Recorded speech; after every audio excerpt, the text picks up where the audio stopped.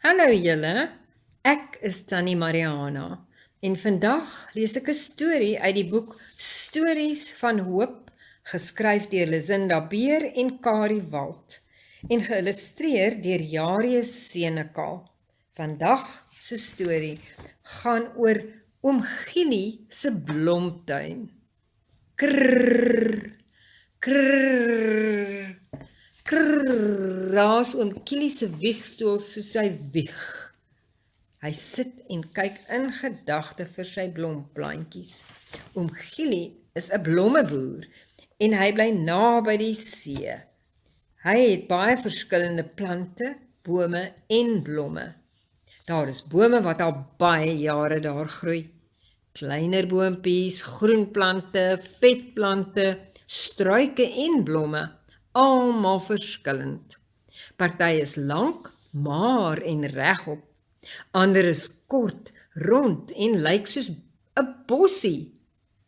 Oom Gielie het ook 'n spesiale tuin, 'n blombedding. Daar plant Oom Gielie al sy spesiale blomplante. In die blombedding is die blomme beskut en naby sy huis, sodat Oom Gielie mooi na hulle kan omsien. Wanneer hulle groot genoeg is, gaan hulle stad toe met 'n groot trok. In die blombedding groei daar verskillende plantjies. Party groei vinniger en ander het bietjie meer tyd nodig. Vir Oom Gielie maak dit glad nie saak nie. Hy is lief vir elkeen van hulle. Elkeen van sy plantjies is vir hom ewe belangrik. Gesiggie groei ook in Oom Gielie se blombedding. Sy is nie op die oomblik so 'n gelukkige plantjie nie. Sy kan nie verstaan hoekom maatjies wat hier saam met haar in die blombedding groei, soveel vinniger as sy groei nie. Hulle kry tog dieselfde kos en water. Hulle is al mooi groot en sterk en het stringe blomme, maar sy het net een klein blommetjie. Gesiggie se stingeltjie hang sommer. Sy probeer so hard, maar almal het al hoër as sy gegroei. Elke oggend vroeg, voor die ander wakker word, rek sy haarself uit om te sien of sy nie dalk deur die nag gegroei het nie. Maar nee, sy lyk dan nog steeds dieselfde. Vir weke hou dit so aan. Op 'n dag sien Oom Gielie dat iets groot met Gesiggie fout is. Haar stingeltjie hang droewig. Oom Gielie bring vir haar ekstra kos en water, maar dit wil nie help nie. Oom Gielie praat mooi met Gesiggie. Eers wil Gesiggie niks weet nie. Al die ander gaan al stad toe, maar sy moet agterbly. Ek wil ook gaan. Hoekom moet ek bly? Dink sy. Gesiggie kyk verlangend na die trok wat al die ander kom haal agterna. Sy bly alleen agter, maar Oom Gielie is steeds daar.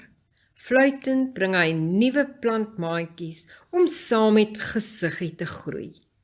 Oom Gielie probeer Gesiggie troos deur te verduidelik dat sy eers nog 'n bietjie moet groei. Haar beurt sal kom. Baie dae vertel Oom Gielie vir haar hoe spesiaal sy eintlik is. Die ander plante se blomme het dalk eerste geblom, maar haar blomme is nie gewoon nie. So hou Oom Gielie aan om Gesiggie met spesiale aandag te versorg. Sy kry spesiale kos om te eet en genoeg water. Op 'n dag skrik Gesiggie so groot, want hier langs haar begin Oom Gielie skielik hard hande te klap. Kyk net, sê Oom Gielie. Gesiggie dra 'n string blomme. Gesiggie, kyk, hier is sommer nog 'n Gesiggie plantjie hier langs jou. Gesiggie kan nie glo dat waarvoor sy so lank al wag, het eindelik gebeur nie. Al wat sy nodig gehad het, was net 'n bietjie meer tyd. Toe die tyd aanbreek vir Gesiggie om met die trok stad toe te gaan, besef sy dit was eintlik baie lekker by Oom Gielie En 'n klein bietjie hartseer dink sy, ek gaan oom Gielie baie mis. So kom die trok aan. Gesiggie is so bly dat dit haar beurt is om ook stad toe te gaan saam met die ander plantjies. By die stad aangekom, word Gesiggie by die kwekery uitgehaal. Alles lyk vreemd. Gesiggie lig haar kop op en met trots staan sy op die rak, reg vir al die mense wat kom kyk. Die einde. Iets om oor te dink, hoekom kon Gesiggie nie saam met die ander na die kwekery toe gaan nie? Ons is almal nie dieselfde nie. Ons almal leer dalk nie so vinnig soos ander nie, maar dit maak nie saak nie. God het ons lief. Hy het ons gemaak. Soos oom Gielie vir Gesiggie gehelp het, help God ons. Psalm 139 vers 15 sê, my gebeente was vir u nie verborge toe ek in die geheim gemaak is nie, kunstig geweef in die dieptes van die aarde. Here, baie dankie dat ek vir u spesiaal is.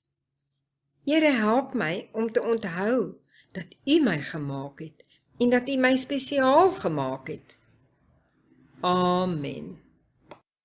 Hierdie storie is vertaal en gelees deur Marianne Lourens.